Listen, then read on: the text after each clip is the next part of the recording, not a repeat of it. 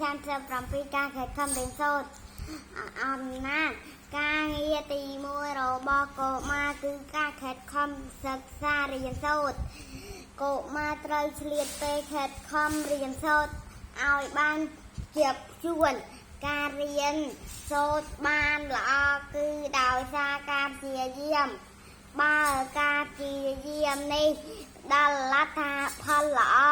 អ្នកដែលឆាប់បែកចិត្តជាងគេគឺខ្លួនឯងផ្ទាល់លទ្ធផលល្អនេះក៏អាចចាត់ទុកថាជាការតបស្នងសងគុណមាតាបិតានិងលោកគ្រូអ្នកគ្រូរបស់ខ្លួនផងដែរការខិតខំរៀនសូត្រនឹងធ្វើឲ្យកុមារមានអនាគតភ្លឺស្វាង